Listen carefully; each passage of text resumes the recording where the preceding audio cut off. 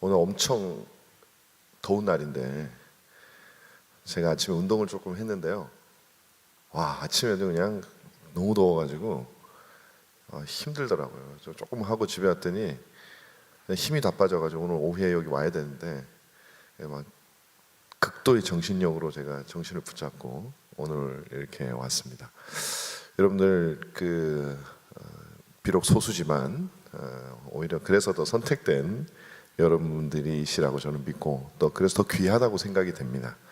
뭐 남들이 다 오는 많은 곳에 계신 분들도 귀하지만 또 뭐 어떤 이유에서건 남들에게 많이 찾지 않는 곳에서 또 관심을 가지고 근데 이게 굉장히 중요한 거니까 여러분 너무 감사하고 또 이제 제가 두 번째 강의를 하게 될 텐데 이 두 번째 강의는 아까 이제 서 교수님 말씀하신 대로 언약 신학에 관한 겁니다. 언약 신학에 관한 건데 이 이제 웨스민스터 신앙 고백 안에서 웨스민스터 신앙 고백이 이 개혁파 신앙 고백 중에서 언약 신학을 가장 체계적으로 구현해낸 신앙 고백이거든요.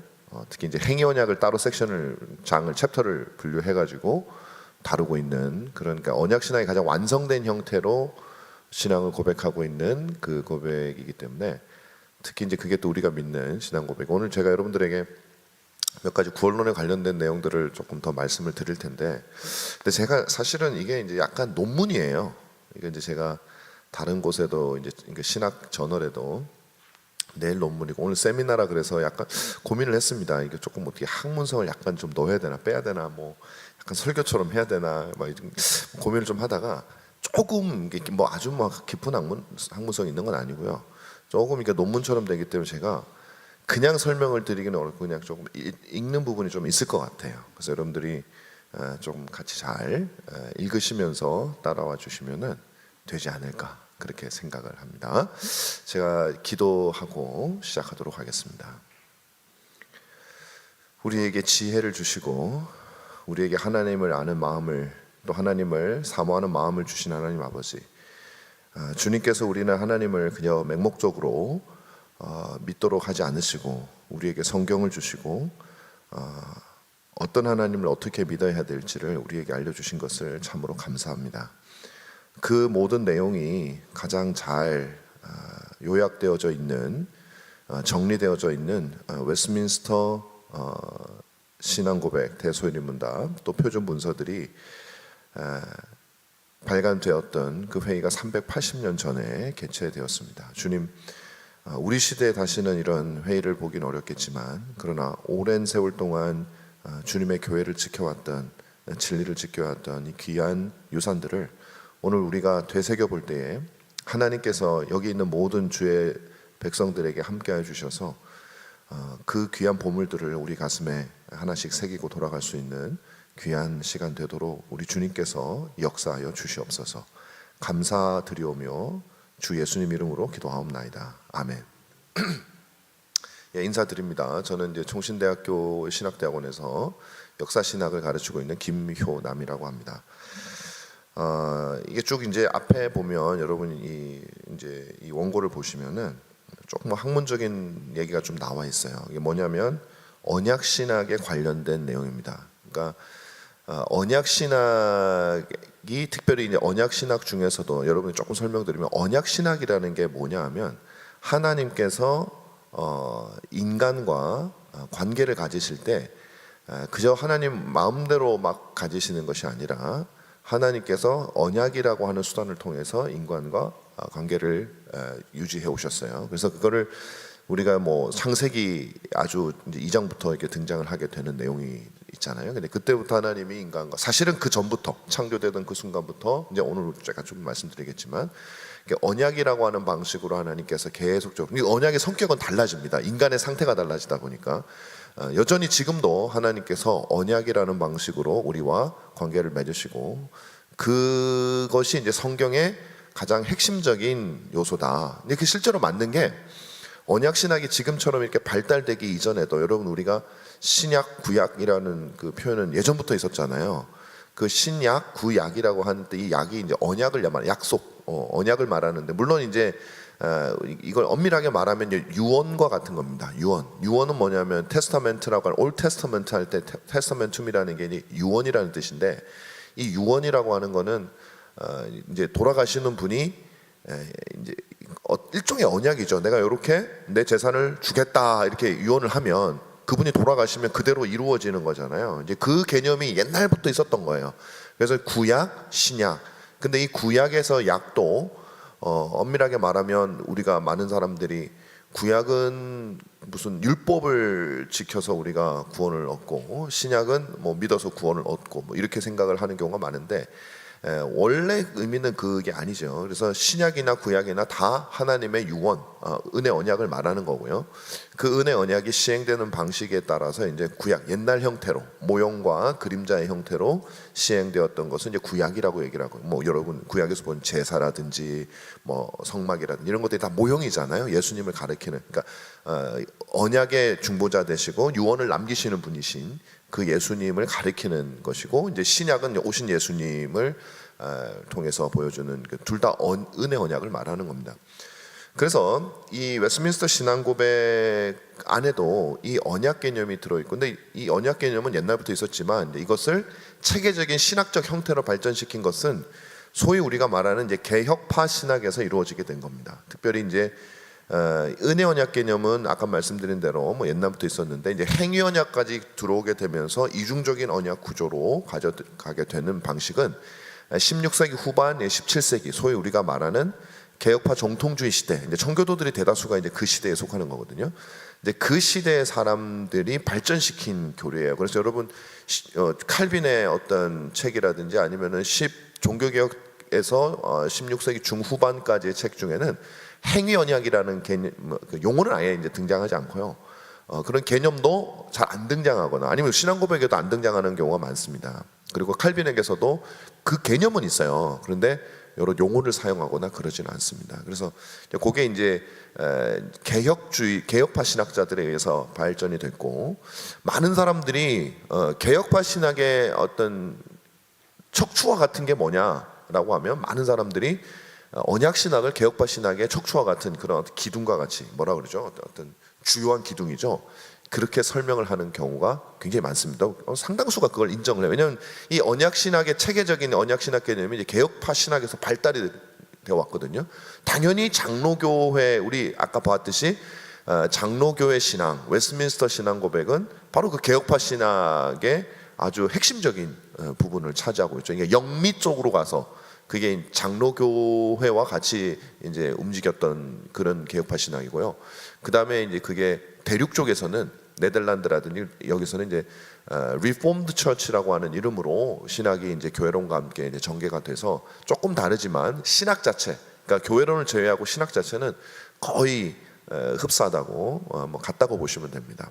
그렇게 이제 우리가 구분을 할 수가 있습니다. 그래서 여러분 이 언약 신학을 기억한다는 것은 여러분 특히 구원론은 말할 것도 없고 어떤 개혁파 신학 전체를 이해하는데 아주 중요한 역할을 하고요. 저는 개인적으로 목사님들이 적어도 장로교 목사라면 아니면 뭐 개혁파 신학을 가지고 있는 목사라면 자기 성도들에게 설교 시간에 은혜 언약, 뭐 행위 언약 이런 얘기들은 어떤 신학적인 기술적 용어로서 이렇게 굉장히 어렵다는 느낌이 아니라 그냥 일상적인 용어로 얘기를 해도 성도들이 얼마든지 이해할 수 있을 정도의 신학적 프레임을 성도들이 가지고 있으면 구원론이든지 뭐든지 아주 많은 부분이 신학적 수준이 올라가게 됩니다. 근데 생각보다 어렵더라고요, 이게. 저도 제가 이제 목회하는 교회에서 이제 뭐 교리적으로도 가르치고 은혜 언약에 대해서 말도 얘기 많이 하고 뭐 웨스트민스터 대소리문답도 가르치고 하면서 했는데, 성도들이 이제 어린 시절부터 교회에서 성장해 오시던 성도들이 이런 걸 별로 익숙하지 않다 보니까 어르신들은 들어도 모르시겠나 봐요. 들어도 아유 뭐 그 말은 어려워. 그러니까 딱 귀를 이렇게 약간 닫으시는 느낌이 좀 들어요. 어렵다, 이거는 신학이다, 이런 느낌이 드는 거예요. 근데 저는 그게 제일 안타까워요. 왜냐하면 우리 신앙의 이 등뼈와 같은 그 중요한 척추와 같은 것을 우리가 귀를 막고 있는다는 게 얼마나 안타까운지 모르겠어요. 그래서 제가 여러분들과 함께 이 웨스트민스터 신앙 고백에서도 언약 신학이 굉장히 중요한 역할을 하기 때문에 여러분들에게 이제 언약 신학에 대해서 말씀을 드리려고 합니다. 들어가는 말에는 그 방금 이제 그 얘기를 하다 말았군요. 이 언약 신학 안에 있는 특별히 이제 웨스민스터 신앙 고백뿐만 아니라 이제 개혁주의 안에 하나님의 주권과 인간의 책임이 도대체 뭐냐 이거 그런 얘기가 많이 있었죠. 여러분들도 그런 생각 많이 해보셨을 거예요. 헷갈린단 말이에요. 교회 오면 모든 걸 하나님이 다 하셨고 뭐 작정하셨고 뭐 예정하셨고 다 하셨는데 또 거기에 또 무슨 인간의 책임이 있나? 뭐 이런 고민들이 사실 여러분뿐만 아니라 수없이 많은 사람들이 그런 고민을 해왔고, 제가 이제 이 논문에 주장하고자 하는 것은 이 언약 신학이 이제 그 문제를 일정 부분 해소하는 어떤 장치로서 웨스민스터 신앙 고백에 굉장히 중요한 역할을 하고 있다라는 말씀을 제가 이제 여러분들에게 드리고 싶은 거예요. 앞부분에 나와 있는 건 이런 겁니다. 이 하나님의 주권과 인간의 책임 사이에서 특별히 이제 개혁파 안에 있는 언약 신학 안에 있는 그 관계를 바라보는 여러 학자들의 비판적 견해에 대해서 제가 좀 말씀을 드린 거예요. 그래서 앞부분에 나오는 뭐 홈즈 로스톤이라든지 뭐 이런 여러 사람들은 어떤 그러니까 J.B. 토렌스라든지 중간쯤에 있죠. 맨 1페이지 제일 첫 페이지 중간쯤에 이런 사람들은 사실은 뭘 얘기하냐면은 이 언약 신학이 사실상 은혜 언약, 특별히 언약 신학 안에서 있는 은혜 언약이 사실상 말만 은혜 언약이지 그건 인간의 굉장히 어떤 뭐 인간의 어떤 책임을 지나치게 강조한다. 특히 청교도에게 와서서 그런 것들이 많이 있다. 그래서 은혜 언약, 청교도 은혜 언약에 대한 문제점을 제기하는 거예요. 은혜 언약 아니다 이거예요. 그 인간이 뭔가 해야 되는 게 있는 거다. 그래서 너희들은 은혜 언약이 뭐 하나님의 절대 주권이고 하면서 은혜 언약을 제기하지만 오히려 은혜 언약을 알게 되면 하나님이 주권이 좀 훼손된다. 이제 이렇게 이제 청교도들의 은혜 언약을 해석하는 거예요. 근데 그게 잘못됐다는 얘기를 제가 오늘 말씀을 드릴 겁니다. 이 해석이 잘못됐다는 거는. 그 다음 페이지 보시면 두 번째로 뭐 알티 캔들도 마찬가지고 어떤 그룹의 학자들이 있냐면 존 머리라고 하는 이 두 번째 페이지 중간쯤에 보면 존 머리라고 하는 그 신학자, 웨스민스터 신학교의 이제 아주 유명한 교수죠. 이분 같은 경우는 언약 신학 중에 특히 웨스민스터 신학 고백도 마찬가지고 언약 신학 중에 이제 행위 언약이라고 하는 것을 이 행위 언약이라는 용어를 쓰면 안 된다라는 거죠. 왜냐하면 행위 언약 안에 은혜의 요소가 굉장히 많이 있는데 그러니까 앞에 있는 사람하고 좀 반대인 거예요. 행위 언약 안에도 은혜가 굉장히 많은데 이름을 행위 언약이라고 붙여놓으니까 이거 뭐 은혜가 없는 것처럼 보이지 않냐? 내가 아담이 혹은 우리가 한 만큼 하나님이 해주시는 게 되니까 그거는 은혜가 없는 거 아니냐? 그러니까 행위 언약이라고 하지 말고 특별히 이거는 이제 아담에게 주어졌던 거니까 Adam's administration이라고 하는 용어를 써라. 다시 말하면 하나님이 아담에게만 주신 일종의 어떤 체제, 어떤 행정, 이 administration 행정이잖아요. 그런 어떤 체계를 일컫는 것이다. 그래서 행위 언약이라는 말 쓰지 마라. 왜냐하면 그 안에 어떤 그 창세기 뭐 예를 들면 2장 3장에 뭐 언약이란 용어도 나오지 않고 그렇기 때문에 용어를 바꿔라라고 얘기를 하는 그런 그룹도 있었고요. 그래서 행위 언약을 반대합니다. 존 머리 같은 분들은 돌아가셨지만 반대하는 분이고, 그 다음에 이제 또 그 밑에서 한 5번째 줄 두 번째 페이지, 제가 아직 그 페이지를 안 가져와서 그냥 각주 9번 있는 그쪽입니다. 그 전에 제가 좀 말씀드릴게요. 여러분 이거 제가 각주를 다 영어로 써져 있어서 죄송합니다. 이거 그리고 중간에 오타가 조금 있어요. 존댓말이 나왔다가 반말이 나왔다 이렇게 왔다 갔다 하는데 너무 또 화나 기분 상하지 마시고 마음은 존댓말이다 항상. 말은 반말이 그게 표현이 된 겁니다. 여러분을 향한 저의 그 존경스러운 마음과 논문을 써야 되는 어쩔 수 없는 반말이 제가 섞여가지고 이렇게 됐습니다. 그래서 영어로 된 부분은 여러분 그건 좀 이해해 주시면 감사하겠어요. 어쨌든 자, 그다음에 아까 말씀드린 대로 밑에서 이제 네 번째, 다섯 번째 줄 보면 베르카오라든지 아니면 드크라프 같은 사람들은 이 사람들도 행위 언약을 비판을 했어요. 근데 행위 언약이 왜 비판을 했냐면은 이게 너무나 공로적이기 때문에 타락 이전의 사람은 행위 언약 안에서 자신의 보상에 근거해서 하나님과 관계를 맺고 있다고 생각되기 때문이다. 그런데 실질적으로는 그렇지 않다라는 얘기를 하고 싶은 거죠. 이게 공통점은 뭐냐면 웨스민스터 신앙 고백뿐만 아니라 청교도들 그리고 개혁파에서 주장하는 은혜 언약, 행위 언약 뭐 이런 개념들이 이게 지금 잘못된 개념이라는 거예요. 뭔가 오류가 있는 개념이라는 거예요. 그게 이제 여러 학자들이 그렇게 주장을 했습니다. 저는 이제 이 논문에서 여러분들에게 말하고 싶은 것은 첫 번째는 뭐냐면 신앙 고백을 은혜 언약을 사람의 순종이 공로적으로 요구되는 조건적으로 조건적인 계약으로 보는 견해를 논박할 것이다. 그러니까 은혜 언약을 이게 공로적인 게 있다. 앞에 제가 제일 첫 번째 말씀드린 그룹이죠. 은혜 언약 안에 공로가 있어가지고 청교도들이 칼빈의 그 은혜로운 하나님의 어떤 절대 은혜로운 구원을 훼손시켰다라고 주장하는 학자들이거든요. 그래서 이 청교도들이나 그 17세기 개혁파 신앙인 그 신학자들은 칼빈과는 서로 다른 신앙을 가지고 있는 사람들이다. 칼빈주의자라고 말은 하지만 칼빈의 신학을 왜곡시켜버린 사람들이다라고 주장을 하는 거예요. 그렇지 않다라는 거예요. 그러니까 니들이 잘못 봤다는 거지. 너희들이 은혜 언약을 잘못 이해했다. 그걸 제가 말씀을 드릴 거고요. 두 번째로는 신앙 고백에 있는 언약 신학이 하나님의 은혜와 인간의 책임을 아주 잘 조화시킴으로써 하나님과 사람 간의 언약적 관계에서 상호성을 발견하는 데 핵심적인 역할을 합니다. 쉽게 말하면 언약 신학이 하나님의 주권과 인간의 책임 사이의 긴장을 해소하는 아주 중요한 수단이 된다. 이 두 가지를 여러분에게 말씀을 드리려고 합니다. 첫 번째로 제가 볼 것은 긴장이라는 제목으로, 다시 말하면 하나님의 주권과 인간의 책임 사이에 필연적으로 긴장이 없을 수는 없다라는 얘기를 제가 드리려고 하는 거예요. 첫 번째는 책임의 소재입니다. 웨스민스터 신앙 고백을 보면 하나님을 절대적인 주권자로 얘기를 하고 있어요. 인간의 책임을 뭔가 얘기를 하기 위해서 하나님이 뭔가 어디가 좀 부족한 분으로 설명하는 게 아니라 하나님은 완전한 주권을 가지고 계신 분이에요. 그게 가장 잘 드러나는 것이 이제 작정결의죠. 여러분 웨스민스터 신앙고백 작정결의를 보면 하나님이 모든 것을, 가장 큰 것에서부터 가장 지극히 작은 것까지 다 창세 이전에 하나님이 작정하셨어요. 그건 그것보다 하나님의 주권을 더 드러낼 수 있는 것은 저는 없다고 봐요. 하나님이 다 작정을 하신 것입니다. 자, 그런데 이 신앙 고백은 그럼에도 불구하고 인간이 그러면 정말 그 무능력하냐, 아무것도 할 게 없는 사람이냐, 책임도 없고 그냥 수동적이고 그냥 게으르게 그냥 아니 난 모르겠다 그냥 누워 있어도 괜찮냐? 그건 아니라는 거죠. 그건 아니라는. 근데 우리가 볼 때는 하나님이 모든 주권을 가지고 계시면 인간은 할 게 없어요. 제가 예전에 교회에서 이제 웨스민스터 신앙 고백을 제가 처음 교회에 이제 부임을 해가지고 성도들 모아놓고 이제 웨스민스터 신앙 고백을 저도 왜 그랬는지 모르겠어요. 그걸 가르쳤어요. 이제 권사님들도 오시고 이제 젊은 사람들은 안 오고 또 보면 그런 데는 또 이제 교회 늘 충성하시는 분들이 늘 오세요. 그게 감사한 일이죠.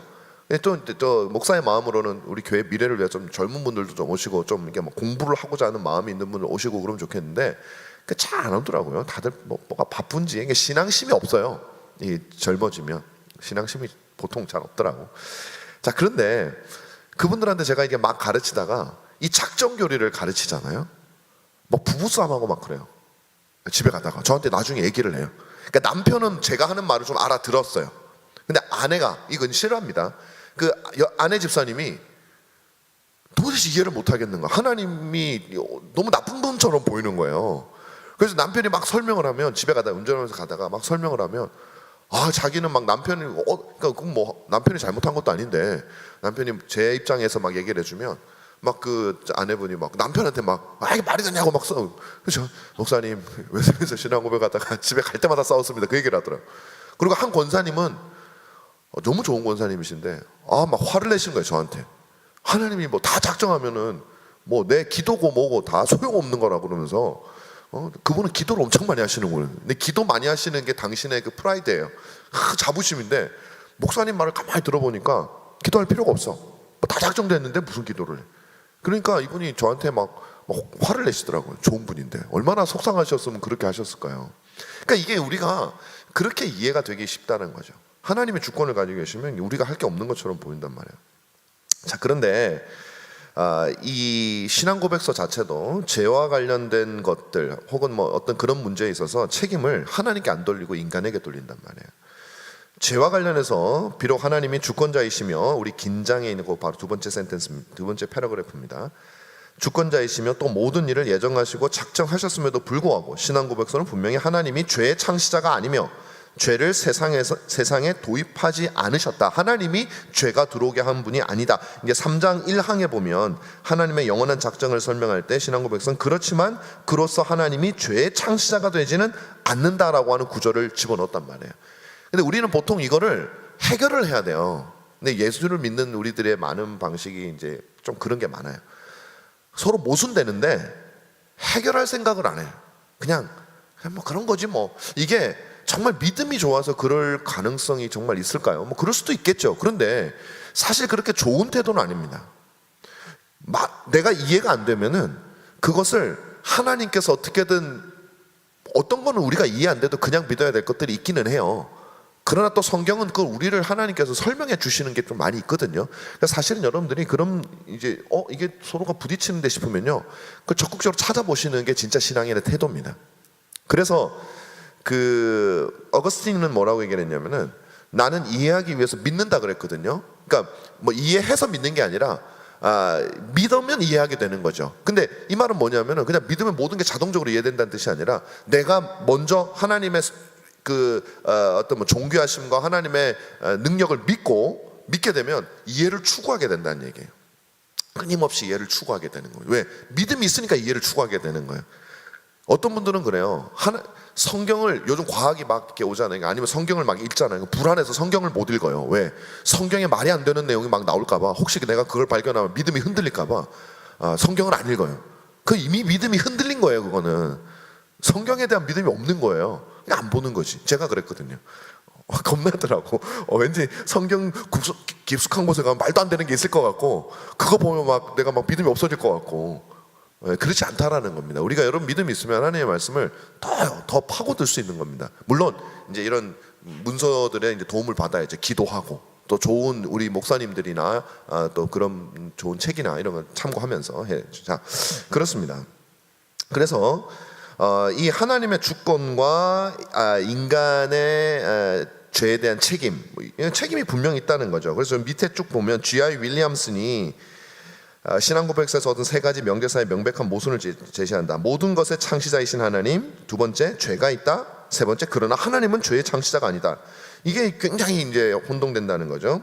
하지만 즉시 그는 뭐라고 얘기를 하냐면, 하나님이 모든 것을 작정하신 것은 이게 아니지만이 아니라 맞지만입니다. 모든 것을 작정하신 것은 맞지만 그 모든 것을 창조하신 것은 아니다. 다시 말하면 작정과 창조는 다른 거라는 얘기예요.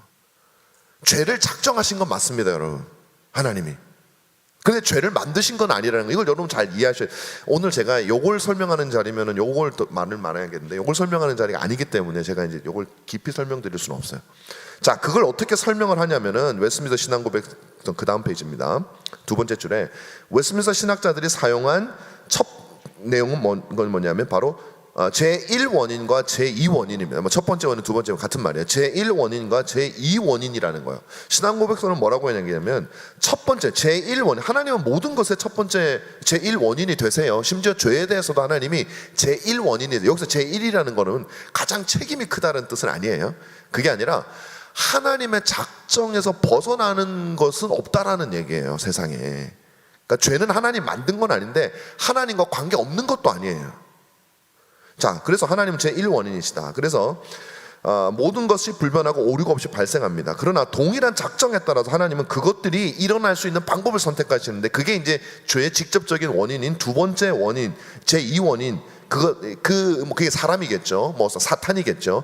그 사람이나 사탄의 본성에 따라서 어떤 일이 일어나도록, 직접적으로 일어나도록 하신다. 그래서 제1원인과 제2원인을 구분함으로써 하나님이 죄의 만물의 작정자는 되시지만, 그러나 그것을 만들거나 그것을 생산해낸 당사자는 아니라는 것을 이제 웨스트민스터 신앙고백서는 얘기를 하고 있습니다. 보통 이런 얘기를 하면 이제 이 분들 가운데 헷갈리는 분들이 많이 계시는 게 보통이에요.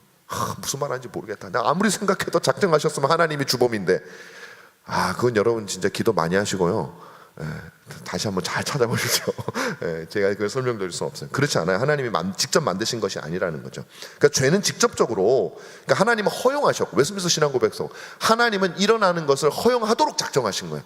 만들려고 작정해요. 내가 만들어야지 작정하신 것이 아니라 일어나는 것을 허용하도록 작정하신 거고, 그것을 만든 것은 사람의 자유의지에 대해서 만들어졌다는 거죠.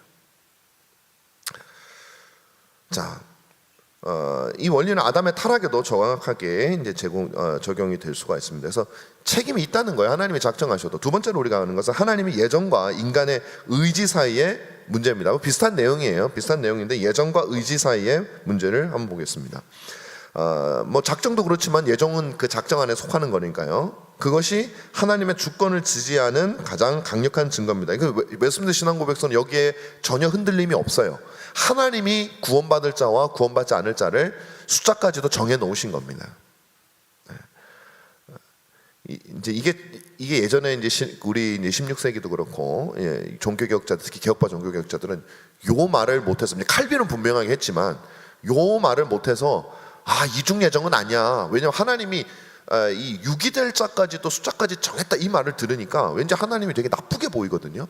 그래서 하나님에게 책임을 면제해주기 위해서 불린 것 같은 사람은, 하나님은 구원받을 자는 택하셨지만, 예정하셨지만 유기할 자는 예정하지 않으셨어, 이런 식으로 얘기를 해요. 그게 말이 안 되죠. 예정하지 않은 것은 유기한 거죠, 그죠? 그러니까 그거는 조금 완화시킨 내용이고, 칼빈은 그걸 적극적으로 표현을 해버리는 거죠. 그래서 이중 예정이라는 우리가 얘기를 쓰잖아요. 어쨌든 웨스민스터 신앙고백서는 거기에 있어서 전혀 그 흔들림이 없어요. 그럼에도 불구하고 신앙고백서는 이러한 인간은 전적 하나님이 예정하셨으니 우리가 구원에 있어서 전적으로 수동적이지 않냐라고 하는 이 자연스러운 논리를 이제 깨기 시작하는 거예요. 뭘로 깨냐면 자유의지라고 하는 것을 통해서 깹니다. 그게 9장이 나올 거야, 아마. 자유의지가. 그러니까 신앙고백서, 개혁파 신앙고백서 중에 자유의지라고 하는 그 장을 따로 넣은 거는 아마도 제가 알기로는 웨스민스터 신앙고백서 유일할 거예요. 왜냐하면 워낙 많았어요. 16, 17세기 개혁파 신앙고백서가 수시가 거의 100개가 넘기 때문에 사실 제가 다 보지도 못했고 그래서 잘 모르겠는데, 메이저 신앙고백서 중에는 없습니다. 이 웨스민스터 신앙고백서만 이게 자유의지를 따로 구분을 했어요. 자, 신앙고백서의 신학자들은 각주 18번 있는 맨 마지막 문단입니다. 신앙고백서의 신학자들은 사람의 자유의지를 다루면서 사람을 자유의지가 박탈된 완전히 수동적인 존재로 보지 않고 여전히 자유의지를 소유한 존재로 보고 있다. 자유의지에 대하여 다루는 장의 첫 부분은 다음과 같이 말한다. 하나님은 사람의 의지에 본성적인 자유를 부여하셨으므로 그 의지는 좋은 일이나 악한 일에 대하여 강요받거나 절대적인 본성적 필요성에 의하여 결정되지 않는다. 물론 이 진술은 아담과 하와의 무죄한 상태에 적용될 수 있지만 신앙고백서는 이것이 타락한 후의 모든 사람들에게 적용된다고 주장한다. 신앙고백서는 사람이 타락으로 인해 구원에 동반되는 그 어떤 영적인 선을 향한 의지의 능력은 잃어버렸지만 그것을 선택할 자유를 잃어버린 것은 아니라고 얘기를 한다. 자, 이거는요, 제가 우리 이제 학생들, 여기 제 수업을 듣는 학생이 여기 있는데 2명, 여기 여러분들한테 한번 제가 개혁파 신학, 특히 웨스민스터 신앙고백서도 주장하는 건데, 여기서 말하는 자유의지의 개념을 여러분이 좀 설명을 드릴까 해요. 짧게 드릴게요. 여러분, 우리가 하나님이 모든 것을 예정하시고 작정하시면 우리에게 자유의지의 자리가 없어 보인다고 제가 지금까지 말씀드렸잖아요. 그게 만약에 우리가 생각하는 의미에서의 자유의지라면 아마 보통의 경우는 그 말이 맞을 거예요. 그러니까 우리는 자유의지를 뭐라고 생각을 하냐면 하나님과 아무 상관이 없는 의지를 자유의지라고 생각을 해요. 그러니까 하나님의 간섭을 전혀 안 받는 게 자유의지라고 생각을 한다. 근데 이건 말이 안 되는 거예요. 왜냐하면 여러분들이 어떤 결정을 내리시건 간에 환경의 영향을 받습니까, 안 받습니까? 환경의 영향 받잖아요. 근데 그 환경을 주관하시는 분이 누구세요? 하나님이에요. 그러니까 하나님에게서 벗어난 자유의지라는 건 존재할 수가 없어요. 그럼 작정의 원리에 따라서도 마찬가지. 모든 걸 작정하셨는데 어떻게 하나님에게서, 그건 하나님에게서 독립된 자유의지를 가진 존재가 있다면 딱 한 존재예요. 없지만 있다면 그건 또 다른 신이죠, 신. 또 다른 하나님이죠. 그 하나님 아닌. 그럼 이제 두 하나님이 싸우게 되면 전능한 분끼리 싸우면 누가 이길까요? 말이 안 되는 거예요. 그러니까 한 분밖에 안 계시죠, 하나님은. 그러니까 우리가 이 개혁파 신앙에서 말하는 자유의지는 뭐냐면은 하나님에게서 독립적인 그런 자유의지가 아니라 그러니까 선택권이 없는 자유의지도 아니에요. 선택할 수는 있어요. 그러나 강요받지 않는 자유의지인데 여기 그렇게 표현이 되는, 이것도 헷갈려요. 강요받지 않는 자유의지? 아니, 나는 환경에 의해서 강요를 받는데. 제가 이제 우리 이번에 답장을 보니까 제가 수업 시간에 예를 들었던 그 답장이 아니라 리포트에 보니까 수업 시간에 예를 들었던 우리 학생들이 많이 썼는데, 어떤 예를 들었어요. 제가 주일날 아침에, 여러분 삼성교회 성도들이시죠? 삼성 제일교회를 가야 되는데 공산당이 나타나서, 공산당이 이제 우리가 70년 전으로 돌아가는 거예요. 공산당이 총 들고 와가 여러분 집 앞에 와가지고 너 교회 가면은 너 총 쏘아서 죽일 거다, 이렇게 얘기를 하는 거예요. 그럼 여러분 그래서 교회를 못 왔어요. 그럼 여러분 자유의지로 못 오신 겁니까? 아니면은 뭐 강압된 의지에서 못 오신 겁니까? 자유의지가 여기에 있어요, 없어요? 자유의지가 있어요. 왜 있냐? 왜 있냐? 여러분 믿음 좋은 사람은 총 맞습니다. 그냥 그 자리에서 난 총 맞을게. 믿음 약한 사람은 안 갈게. 우리는 선택할 수 있는 두 가지 옵션이 다 있어요. 그 자리에. 그 중에 내가 하나를 선택한 거예요. 나에게 가장 이롭게 보이는 걸 선택한 거예요. 그거는 여러분들이 일상에서 하는 모든 의지의 발현이 다 똑같습니다. 여러분 공산당이 이렇게 하니까 자유의지가 없는 것 같죠? 여러분이 오늘 여기 올 것인가 말 것인가 선택한 것도 여러분들은 여러분에게 주어진 환경에 의해서 어떤 사람은 왔고 어떤 사람은 안 왔어요. 중요한 약속이 생긴 거예요. 그럼 그분은 여기 오려다가 글로 간 거예요. 똑같은 거예요. 총 들이대는 거나 우리는 환경에 의해서 모든 것이 되게. 그러니까 자유의지는 언제나 있어요. 근데 그 사람은 자기가 여기 안 오고 다른 곳에 간 것에서는 자유의지를 썼다고 얘기하면서 공산당이 총한 거에서는 자유의지가 없었다고 얘기를 해요. 그렇지 않아요. 자유의지는 항상 있어요, 우리에게. 그래서 이 성경에서 말하는 강압이라고 하는 말에, 그러니까 성경이 아니라 이 신앙고백에서 말하는 강압이라는 의미는 어떻게 사용하시는 게 제일 좋으냐면, 누가 강압했냐 이게 아니라 좀 제일 쉽게 표현하면 기계적인 강압을 말하는 거예요. 기계적인 강압. 다시 말하면 프로그래마된 거. 이 컴퓨터에서 뭘 딱 치면 컴퓨터가 뭘 의지가 없잖아요. 그냥 저절로 되잖아요. 이제 그거가 자유의지가 없는 상태예요. 근데 우리는 그렇지가 않죠, 여러분. 그죠? 하나님의 작정에 의해서 환경에 의해서 모든 것이, 여러분들은 그 순간에만큼은 여러분들이 자유롭게 결정을 하잖아요. 누구에 강압받지 않고 결정하잖아요. 그죠? 그 환경, 주어진 환경을 받아들인 상태에서는. 이 정도쯤이면 이해가 되실까요? 근데 자꾸 아무리 이해가 될 듯 하면서도 갑자기 공산당 생각을 하면 왠지 그건 강압받는 느낌이 확 들죠. 똑같아요. 공산당이나 비가 와서 여기 안 오는 거나 똑같은 겁니다. 둘 다 내가 손해보기 싫어서 안 오는 거니까 그냥 그렇게 생각하시면 돼요. 그러니까 그 얘기를 하는 거, 우리에게 자유의지가 있다는 거예요. 그러니까 자유의지가 있기 때문에 우리에게 책임이 생기는 거예요. 자유의지가 없으면 책임이 안 생기죠. 컴퓨터에 데이터 값을 입력하고 엔터를 탁 쳐서 나왔는데 갑자기 1 더하기 1을 2가 나오다니 너가 미쳤어! 이렇게 안 하잖아요.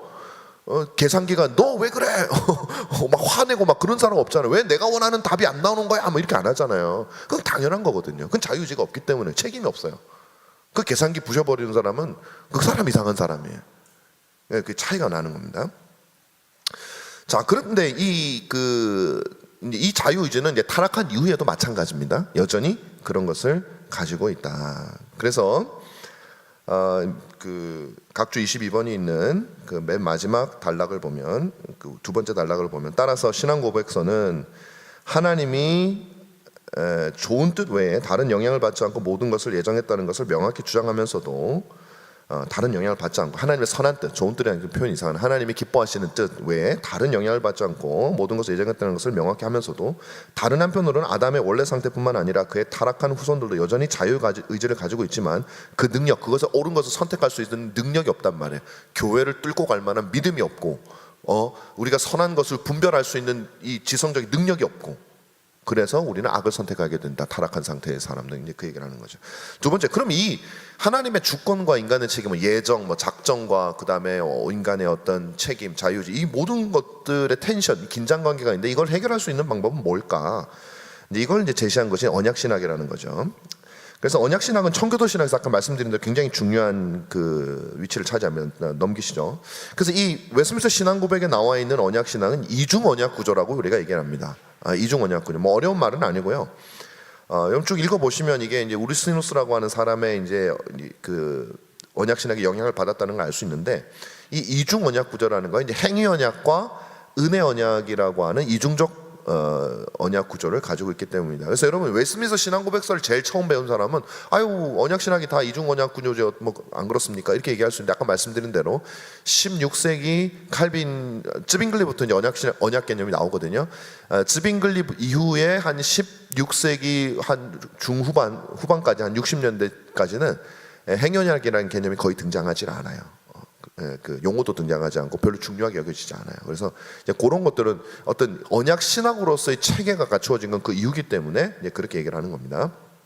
자, 그래서 신앙고백서에서 언약은 주로 7장과 19장에서 다루어지는데 7장은 오직 하나님과 사람 사이에 있는 언약에 초점을 맞추고 있기에 그 주된 관심사는 행위언약, 은혜언약 두 가지예요. 근데 19장은 뭐냐면 주로 하나님의 율법에 초점을 맞추고 있지만 행위언약을 율법 곧 십계명의 원형으로서, 그러니까 율법과 행위언약을 같은 개념으로 보는 거예요. 19장에 가면.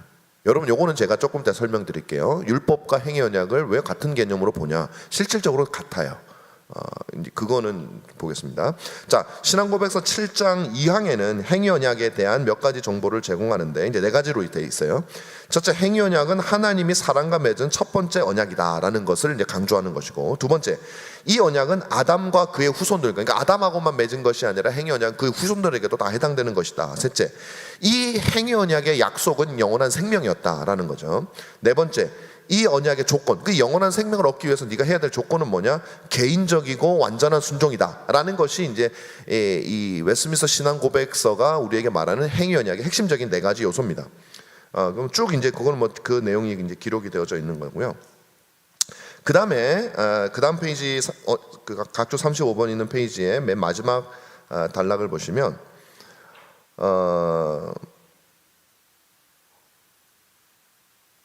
그 위에 걸 한번 보죠. 그 윗단락 마지막으로 돼 있는 거 있죠. 마지막으로는 건 네 번째, 행위언약의 네 가지 특징 가운데 네 번째, 신앙고백서는 행위언약에서 생명이 아담의 완벽하고 개인적인 순종의 조건에 따라 아담에게 그리고 그를 통해 그의 후손에게 약속되었다, 이렇게 확언합니다. 신앙고백서는 하나님은 이 언약을 통해 아담과 그의 모든 후손이 완벽하고 개인적일 뿐만 아니라 영원히 순종하도록 만들었다는 사실도 덧붙인다. 바로 이 점에서 7장과 19장 사이에 존재하는 두 가지 중요한 차이를 발견할 수 있습니다. 7장에서는 아담의 자손들의 개인적인 순종이 아니라 아담이 자기 자손들의 머리이자 대표로서 감당하는 이 순종을 통해서 생명이 아담과 그 모든 자손들에게 주어진, 아담이 대표니까 그게 뭐냐면 그 생명나무에 대한 그 행위언약을 말하는 거예요. 근데 19장에서는 같은 행위언약이라고 얘기를 하면서도 행위언약으로 주어진 율법이 아담뿐만 아니라 그의 후손들도 지켜야 되는 것으로 부과됐다. 여러분, 선악과를 따먹는 거는 우리에게는 없어요. 그건 해당되지 않는 거죠. 그게 이제 7장에 나온다는 행위언약의 내용이고요. 19장은 그 자손들까지도 지켜야 되는 행위언약을 말하는 거예요. 그건 뭐냐면 율법입니다. 우리. 자, 여기서 여러분, 내가 지켜야 된다고 율법을? 이런 생각이 들 거예요.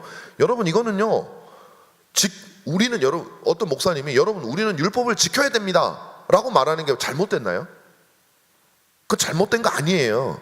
율법 지켜야 되는 거예요, 여러분.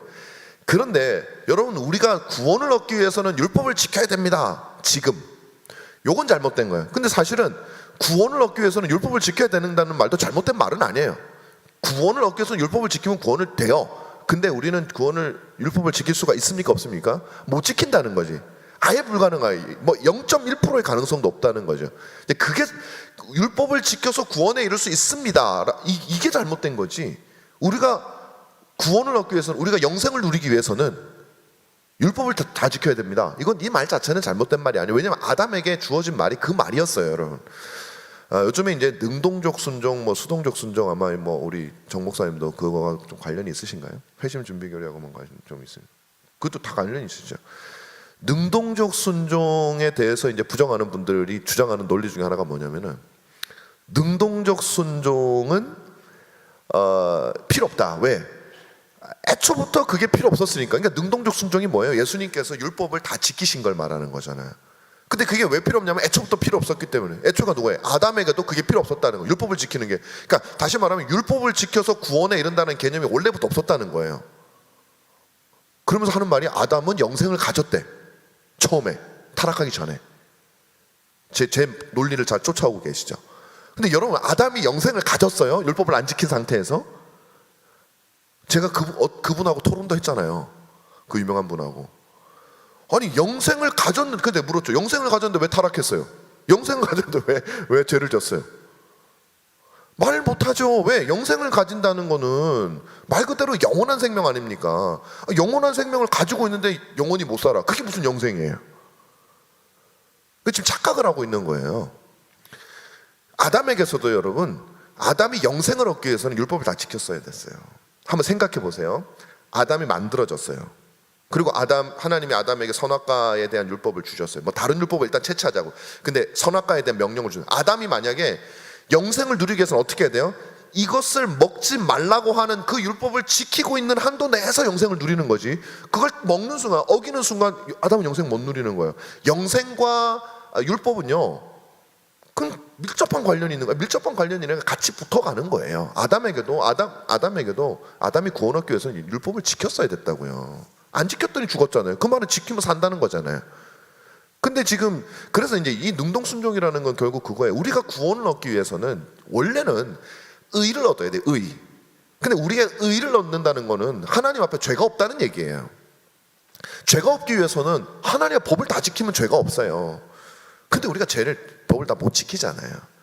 그래서 우리가 타락됐고 우리가 죽은 존재 아니겠습니까? 그럼 지금도요, 우리가 구원 얻기 위해서는 어떻게 되는 줄 아세요, 여러분? 이 의를 얻어야 돼요. 율법을 다 지켜서 얻는 의예요. 이건 의는 항상 율법의 성취와 관련되어 있는 거예요. 자, 그러면 우리는 어떻게 구원을 얻어요? 우리는 못 지키는데. 그래서 예수 그리스도께서 우리를 대표하는 제2아담으로 오신 거잖아요. 그게 이제 은혜 언약 이제 설명하는 거예요. 그 오셔가지고 뭘 하셨냐면은 우리의 죄를 사해 주는 게 필요하죠. 일단 우리가 죄가 이미 지어버렸으니까 그 죄를 사했죠.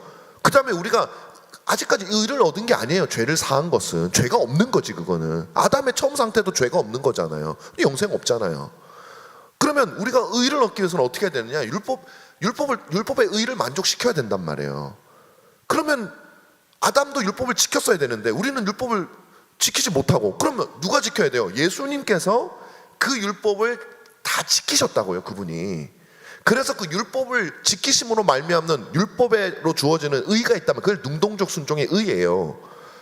그게 우리가 믿을 때에 우리에게로 전가되어지도록 해주신다. 이게 은혜 언약이에요. 너희가 믿으면 예수님께서 행언약을 완성하셔가지고 지키셔가지고 율법을 다 지키셔가지고 여기 의를 만들어 놨어요. 그럼 하나님이 우리하고 언약을 맺으시는 거예요. 야, 나랑 언약 맺자. 예수 그리스도가 이룬 의를 내가 너에게 주겠다. 어떻게? 믿으면 내가 요거 줄게. 이게 은혜 언약이에요. 은혜 언약이 뭐 복잡하고 막 그런 게 아니에요. 그러면 뭐가 필요해요? 이 의를 이룰 사람이 필요하잖아요. 이게 없으면 뭐 하나님이 언약을 맺을 수가 없어요. 방법이 없잖아요. 주님도 막 용서해 줄 수가 없으니까. 그래서 그 은혜 언약이 있기 전에, 창세전에 성부와 성자 사이에 또 언약을 맺었다는 거예요. 그게 구속 언약이, 구속 언약은 그 웨스민스터 신앙고백서는 안 나와요. 그게 구속 언약이에요. 그 언약을 맺으셔서 그리스도로 하여금 가서 행언약을 성취하도록, 저들을 대표해서 인간으로 가서 모든 율법을 다 지키시고 저들을 죄를 위해서 죽어주겠냐고 하셨고, 그리스도께서는 그것을 실제로 행하심으로, 그러니까 구속 언약을 통해서 이걸 성취하셨고 은혜 언약을 통해서 우리를 거기로 초대하시는 거예요. 그게 은혜 언약이거든요. 그러니까 은혜 언약은 우리와 하나님이 맺은 거예요. 택자들과 하나님이 맺으신 거예요. 그리스도를 중보자로 해서 맺으신 거죠. 이게 없으면 그리스도께서 안 계시면 안 되니까. 이제 그 내용과 관련되어져 있기 때문에 제가 좀 셌습니다. 이렇게 말씀을 드렸어요. 자, 그래서 이제 7장의 행언약은 선악과 언약이고 19장에 나오는 행언약은 이제 율법이라는 말씀을 드리는 겁니다. 그건 좀 다르다는 거예요.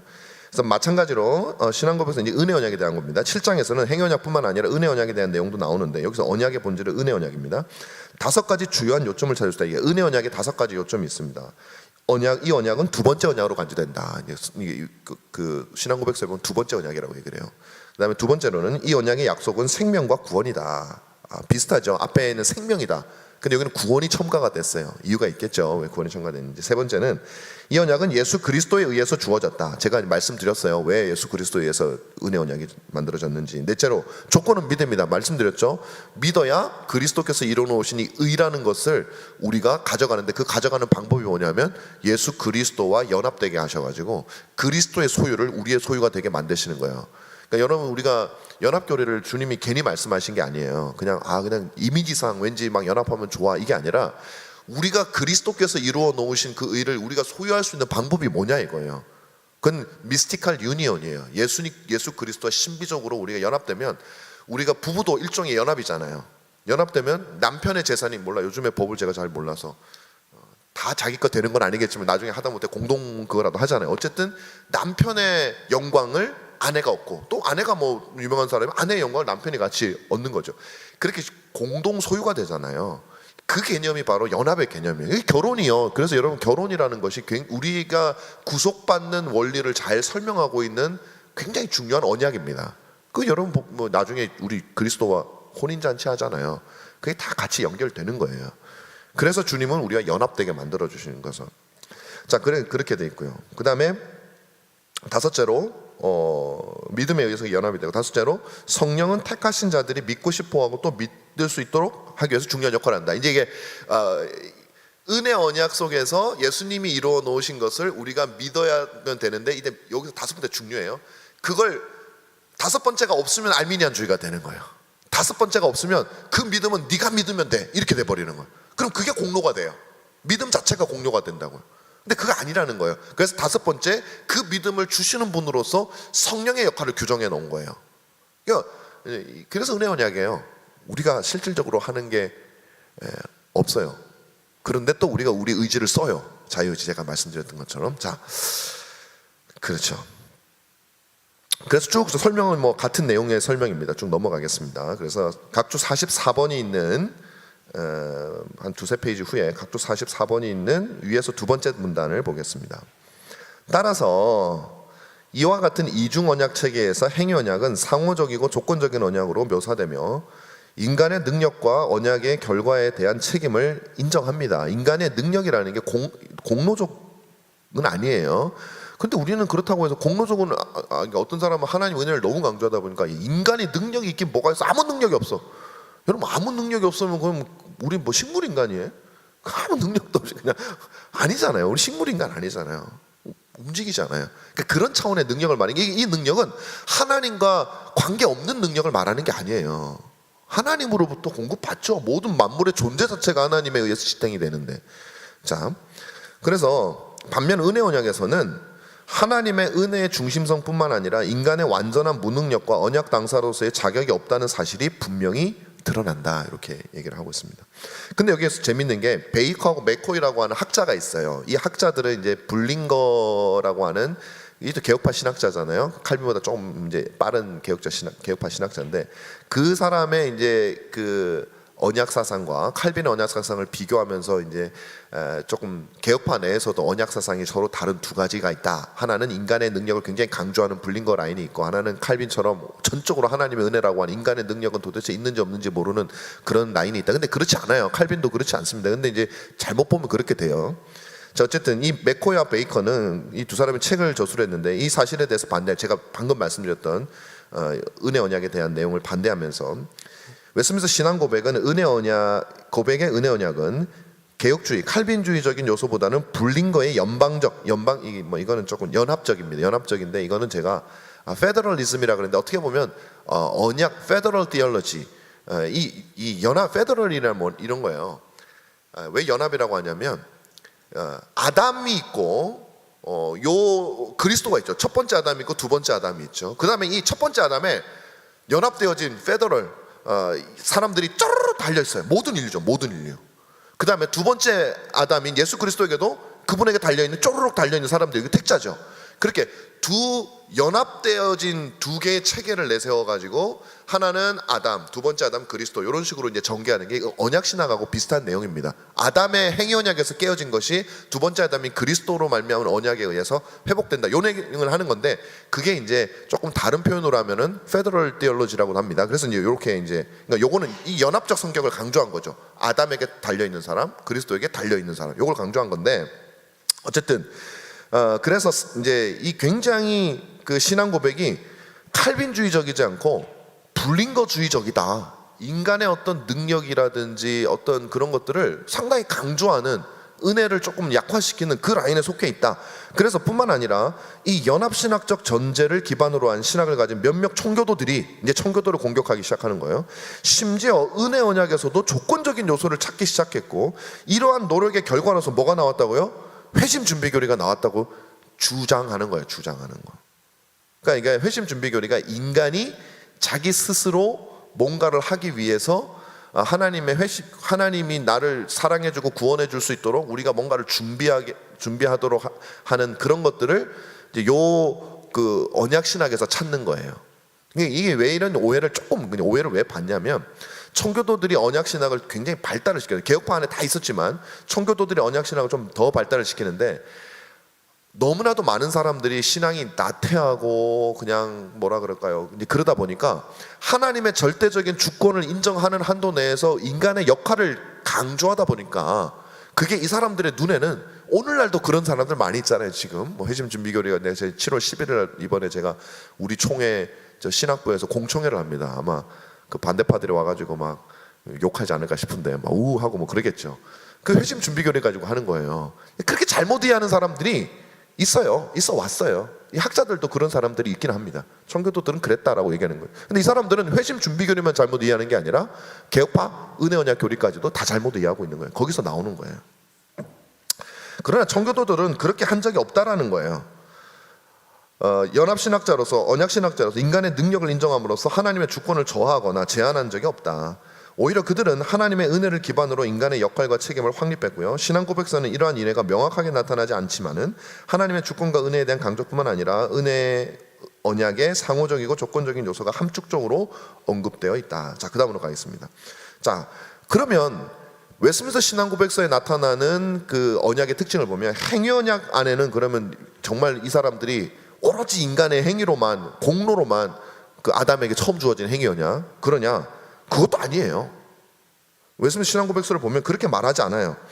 행위 언약, 그러니까 모든 종류의 언약은 그 자체가 그게 어떤 종류의 언약이에요. 그게 행위 언약이건 은혜 언약이건 모든 하나님이 언약을 맺으셨다라는 그 자체는 도대체 언약의 상대가 되지 않는 우리에게 자기 자신을 낮추어서 자기 자신을 메어 주신 거라는 거죠. 사실은 초월적이신 하나님은요, 우리하고 사실 말도 안 통해요. 접점 자체가 없어요. 원래 하나님의 이 초월성만 드러나면 우리는 유한한 존재고 그분은 무한한 존재이기 때문에 무한자와 유한자는 만날 일이 없어요. 그런데 하나님께서는 그 유한자와 뭔가 언약을 맺으신 거예요. 언약을 맺는다는 건 당신도 그 언약에 매는 걸 말하는 거예요. 그래서 내가 예를 들면 하나님이 선악과 나무 열매를 너가 이걸 먹으면 죽으리라, 먹지 않으면 살리라, 이렇게 언약을 맺으셨잖아요. 이걸 하나님이 엄청나게 포기하신 거예요. 마음만 먹으시면 하나님이 이걸 먹지 않아도 죽이고 싶으면 죽일 수 있어요. 아담이 노는 게 왠지 마음에 안 들어. 왠지 마음에 안 들 수도 있잖아요. 여러분들 왠지 마음에 안 들 때가 있잖아요. 아담의 노는 게 왠지 마음에 안 들어. 그런데 얘가 나무도 계속, 그 열매도 계속 안 먹네. 그러면 하나님이 언약을 맺지 않으면 안 먹어도 죽여버렸어요. 마음이죠. 내가 만드는 내 그릇을 내가 깨는데 그게 무슨 상관이에요. 그런데 언약을 맺는 순간 하나님은 얘가 이걸 먹어야만 어떻게 할 수 있는 거예요. 안 먹으면 안 돼. 그렇게 자기를 매는 거예요. 그러니까 하나님이 엄청 낮아진, 그러니까 언약을 맺으셨다라는 것 자체가 은혜란 말이에요. 하나님의 은혜. 그게 그 웨스민스터 신앙고에서 얘기하고 있어요. 각주 47번 그 인용문을 한번 보시면 이게 뭐냐면은 웨스민스터 신앙고백 7장 1절이 1항이거든요. 하나님과 피조물 사이의 거리는 너무나 크기 때문에 비록 이성적 피조물이 그의 창조자로서 그에게 마땅히 순종할 의무가 있을지라도 그들은 결코 그에게서는 어떤 열매도 그들의 복과 상급으로 가질 수 없으며, 이 말은 뭐냐면 아무리 율법을 다 지켜도 하나님이 반드시 그에게 어떤 상을 줘야 되는 건 아니라는 거예요. 안 죽이기만 하면 다행인 거죠. 예를 들면 이런 겁니다. 여러분 우리가 아담이, 많은 신학자들이 이렇게 봐요. 아담이 에덴 동산에서 창조가 되어졌을 때 그러나 하나님이 아담을 계속 선악과를 안 따먹으면 계속 에덴 동산에 살게 하셨을까? 그 아슬아슬한 상태로. 그래서 지금까지 막 버텼어요. 막 아담이 막 그 먹고 싶은데 배고픈데도 막 버텼어. 그래가지고 한 6,000살이 됐어요. 어제까지 6,000살이 됐는데 어제까지 안 먹었어. 근데 막 오늘 갑자기 그냥 어떤 일이 있었는지 모르겠지만 TV 봤더니 막 갑자기 맛있는 게 보여가지고 오늘 딱 먹었어요. 그럼 오늘 멸망하는 거죠. 이건 행복한 삶이 아니에요. 그건 그냥 근근히 연명하는 삶이지. 그래서 많은 신학자들이 하나님이 과연 아담에게 이렇게 하셨을까? 그렇게 안 봐요.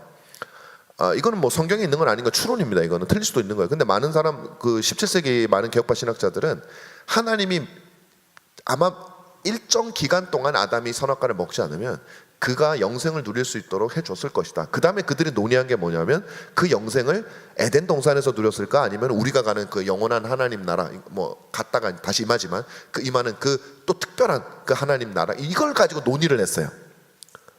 다시 말씀드리면 무슨 말씀이냐면 우리가 아담이 누리게 될 그 그러니까 선악과를 먹지 않음으로써 아담이 누리게 될 그 영원한 나라는요, 단순히 에덴 동산이 아니라는 거예요. 에덴 동산도 훨씬 탁월한 곳이라는 거예요. 그게 우리가 가는 곳이잖아요. 근데 단지 우리가 율법을 지키지 않았다고 해서, 율법을 어기지 않았다고 해서 하나님이 그렇게 좋은 걸 줄 이유가 있냐 이 말이에요. 그게 없다는 거예요. 이해가 되세요? 무슨 말인지? 그래서 행위 언약은 은혜라는 거예요. 아담이 선악과를 안 따먹어본 게 뭐 대단한 거라고 하나님께서 그에게 영생을 주시고 그에게 모든 즐거움과 모든 하나님의 복락을 다 주신다는 말이에요. 그 하나님 매신 거잖아요, 자기를. 그러니까 은혜라는 거예요. 행위 언약도 은혜다. 그게 이 웨스민스터 신앙 고백서가 우리에게 주장하고 있는 바입니다. 그래서 그 다음 단락 보면 인용이 또 하나 있죠. 그 바로 밑에 보면 행위 언약의 이 은혜로운 성격은 웨스민스터 신앙 고백 7장 2절에 있는 언약의 정의에 암시되어 있다. 하나님의 보상과 경고가 함께 제시된 19장과는 달리 7장은 생명이 행위 언약에서 아담에게 약속되었다고 언급을 한다. 여기서 생명이라는 용어를 사용하고 있거든요. 원래 그 행위 언약에서 주어진 거는 그 하나님이 주신 건 생명이 아니죠. 먹으면 죽으리라죠. 죽음에 대한 경고를 주셨죠. 그런데 웨스민스터 신앙 고백서는 그걸 역으로 바꿔가지고 생명을 얘기를 해요. 왜 그래요? 하나님의 은혜성을 강조하기 위한 것이라는 거예요. 그러니까 웨스민스터 신앙 고백서의 이 저자들은 행위 언약 안에서도 하나님의 은혜를 충만히 누리고 있었다고요. 다른 그 학자들은 웨스민스터 신앙 고백서의 그 청교도들은 은혜 언약 안에서도 인간의 능력을 강조하고 하나님의 은혜를 훼손했다고 주장하지만 그게 무슨 말이냐? 행위 언약 안에서도 이렇게 은혜를 강조한 사람들이 바로 청교도들이다라는 얘기를 하는 거예요. 그 다음에 조건성이라고 하는 부분을 들어가게 됩니다. 이 은혜 언약 안에, 이제 행위 언약은 당연히 조건성이 있는 거고요. 은혜 언약 안에 조건성이 있는데 이 조건성에 대해서 잠깐 얘기할게요. 하나님이 인간과 맺은 모든 언약은 하나님의 은혜를 기반으로 하고 있다. 하지만 이는 모든 언약이 인간과 하나님 사이의 언약 관계, 인간에게 아무런 요구도 하지 않는다는 의미는 아니다라는 거죠. 다시 말하면 은혜가 엄청나게 중요하지만 인간에게 은혜 언약 안에서도 조건이 있다는 건데, 여기서 조건을 여러분 잘 해석해야 됩니다. 제가 이제 이 3요항을 읽으면 시간이 걸리니까 좀 쉽게 설명을 해드릴게요. 아까 제가 이걸 읽으시면 약간 헷갈리게 제가 이제 썼는데 조금 여러분 헷갈리게 써놨어요. 이거를 읽으실 때 제가 지금 설명드리는 가지고 읽으시면 돼요. 여러분, 은혜 언약이 성립되도록 만든 분은 누굽니까? 성립되도록 만든 분은 누구죠? 그게 바로 예수님이시잖아요. 성립되도록. 다시 말하면 우리가 뭐 믿든지 우리가 막 하나님 앞에 잘 살려고 막 발버둥을 치든지 하나님은 우리하고 은혜 언약을 맺을 수가 없어요. 계속 행위 언약 아래 있는 거예요. 항상 모자라죠. 그런데 하나님께서 은혜 언약을 맺으실 때 가장 결정적인 공로를 한 분은 누구냐? 예수님이죠. 예수님이 은혜 언약이 이루어지기 위한 모든 필요한 것들은 예수님이 다 하셨다고요. 우리가 한 게 하나도 없어요. 아무것도 아니에요. 우리는 죄진 것밖에 없어요.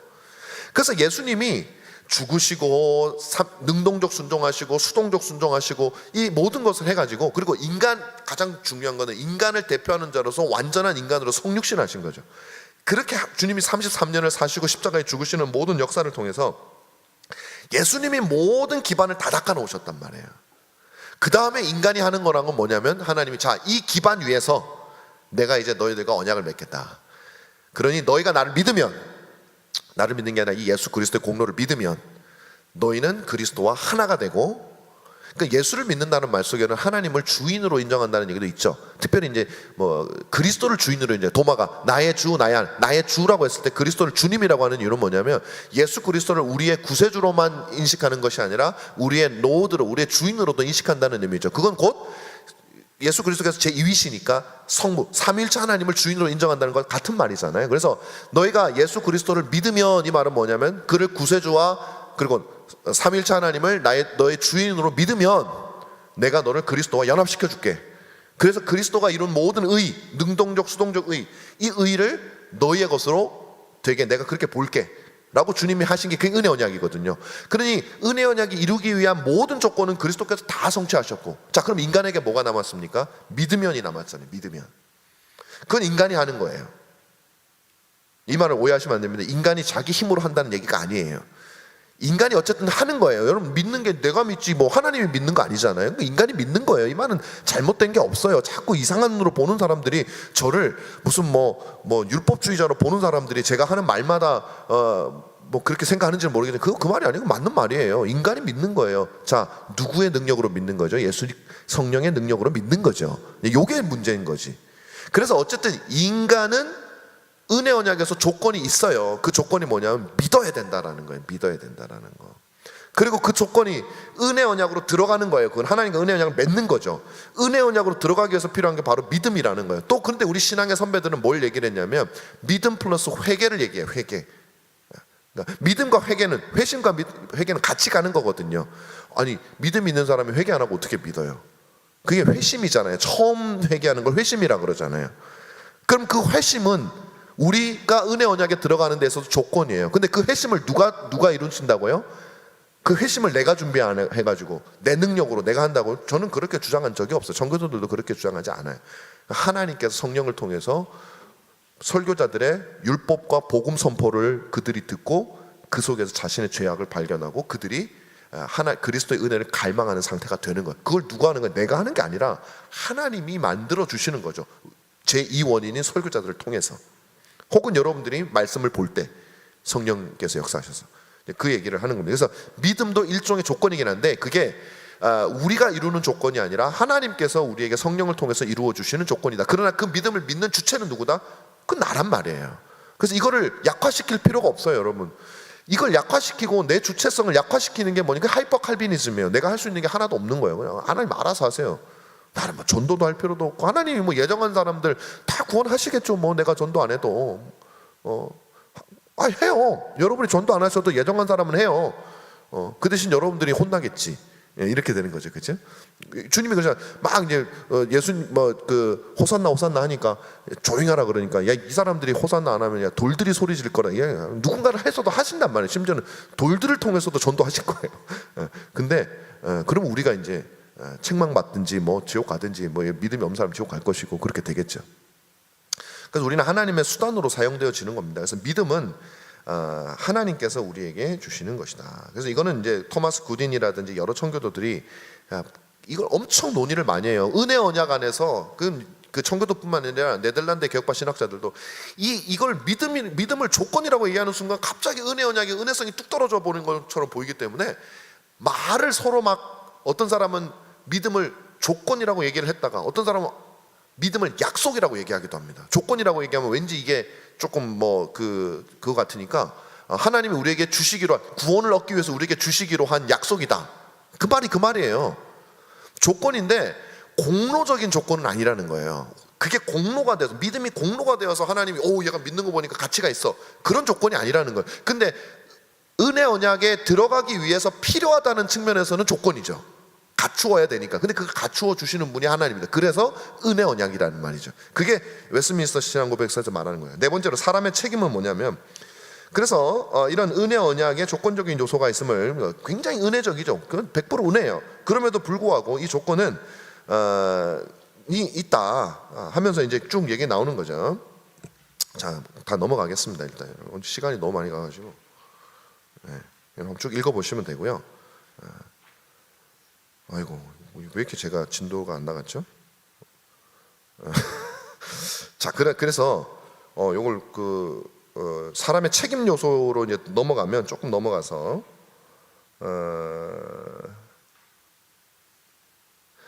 믿음, 은혜 언약은 전적으로 하나님의 은혜에 의해서 주어진 것이기는 하지만 그럼에도 불구하고 우리 인간에게 어떠한 책임 요소가 있는데 여기를 보십시오.